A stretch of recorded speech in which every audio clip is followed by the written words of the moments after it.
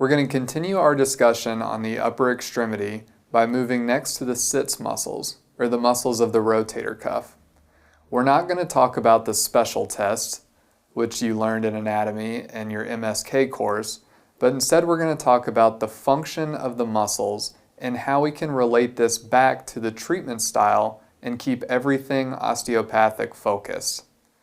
So what we're going to start off with is a picture of where the muscles are.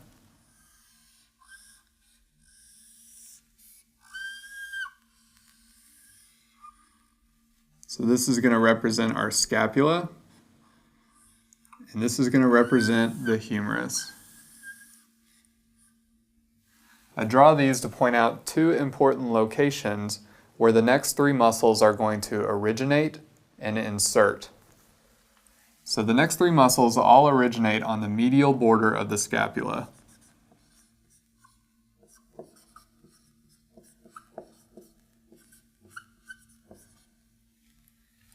All three of the next muscles will attach to the greater tubercle of the humerus.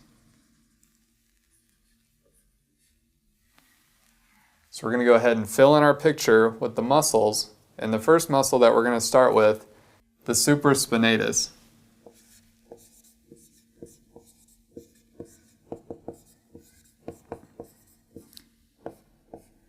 So the name of this muscle gives away where it's located.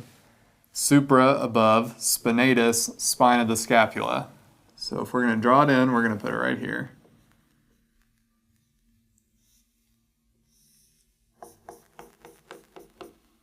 So this is our supraspinatus. The primary function of this muscle is abduction.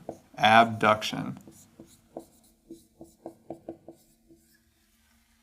So what this muscle does is it abducts your arm. It pulls your arm away from the rest of your body. Abduction. It's going to be innervated by the suprascapular nerve,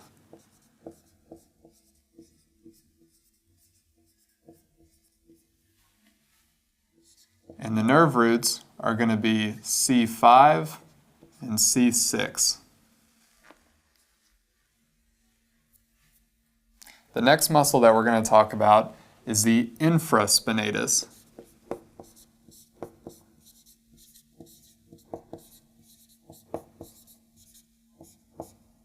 This muscle name also tells you a little bit where it's about.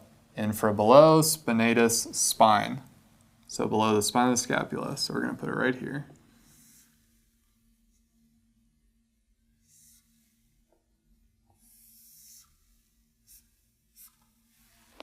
So what does this muscle do? This muscle, when it contracts, forces the arm to go into external rotation. So it will make the arm externally rotate outward. If my arm is already into abduction, external rotation is going to look like this. So external rotation.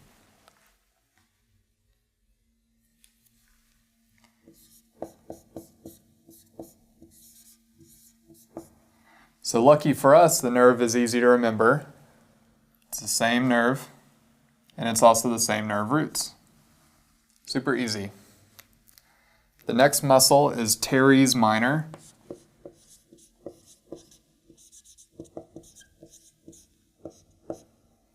And the name doesn't help us with our location, but it's right below infraspinatus. Still originates at the medial border of the scapula, and still attaches to the greater tubercle of the humerus. The function, however, is going to be easy to remember. It does the same thing as infraspinatus, external rotation.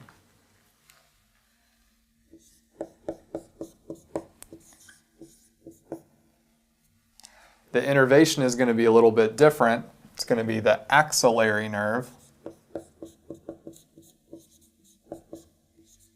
But the nerve roots are still going to be the same, C5 and C6. So we have the first three muscles down of the sits muscles. Now we have to finish with the fourth and final muscle. So to talk about this muscle, we're going to do another picture.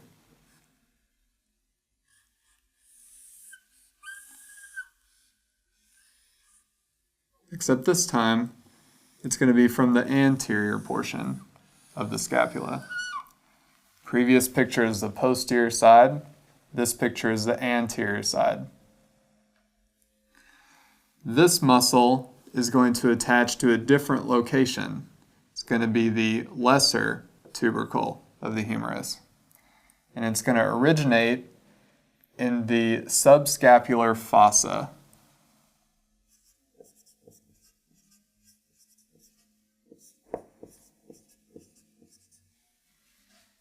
This muscle is going to originate in the subscapular fossa and attach to the lesser tubercle on the anterior side. The name of this muscle is going to be subscapularis.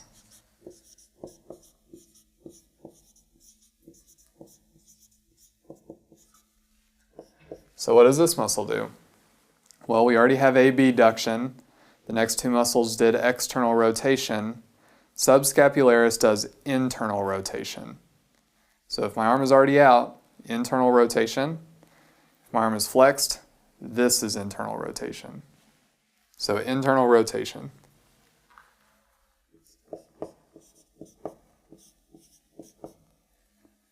The nerve is going to be a little bit different. It's just the major and minor nerves to subscap.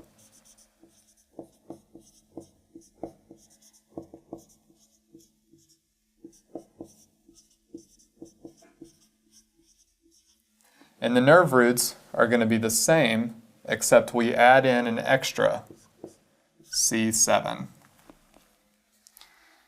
So to go over the muscles one more time, we have supraspinatus, abduction, infraspinatus, external rotation, teres minor, more external rotation, and subscapularis, which is internal rotation. So sits muscles, S-I-T-S. Abduction, external rotation, internal rotation. So now we're going to talk about dysfunctions and treatments for this muscle group. And what are we going to treat this with? Everybody's favorite, counterstrain.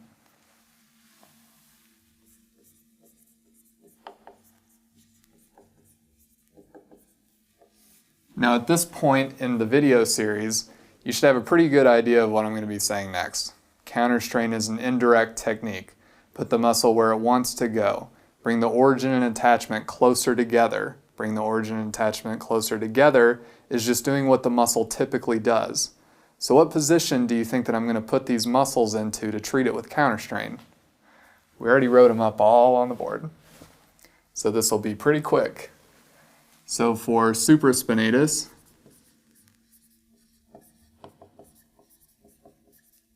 we are going to put the muscle into abduction,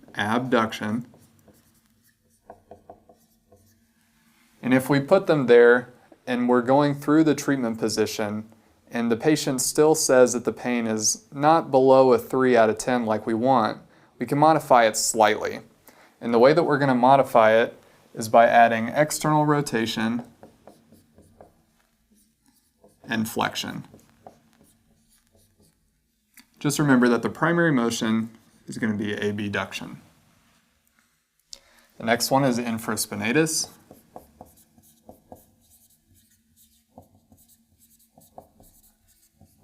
What does this muscle typically do? External rotation. So what are we going to put it in for counterstrain? External rotation. Again, if you're doing this treatment technique, you're still not getting the pain scale low enough to where you want it, then you can adjust with slight abduction and slight flexion.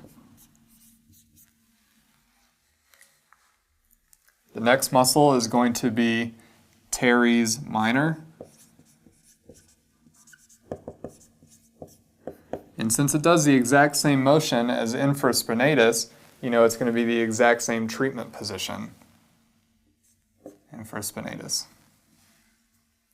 So when you're palpating these findings, where is the tender point going to be located? It's going to be located right where the muscle belly is. So when you're doing your palpations, if you feel a tender point on the superior side of the spine of the scapula, it's going to be supraspinatus. Infraspinatus, in the middle of the muscle belly. Same with teres minor. So I say that to talk to you about subscapularis. Where am I going to feel that tender point since it's on the anterior side of the scapula? So what happens is the patient has their arm in abduction, and you're going to stick your finger in their armpit. There's a tiny bit of subscapularis that hangs out right here. If they have a tender point, this is where you're going to palpate it. So the final muscle is subscapularis.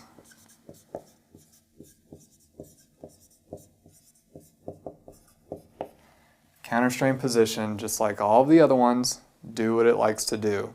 And what does it do? Internal rotation. And if this treatment position isn't getting the results that you want, you can add a slight bit of extension. Just remember that the primary motion is internal rotation. So this lecture is not too bad. It's the sits muscles, the muscle of the rotator cuff. Super highly tested because these muscles are injured very frequently. So you need to remember what muscles do what motion and how you would treat it with counterstrain. And that's OMM for the sits muscles.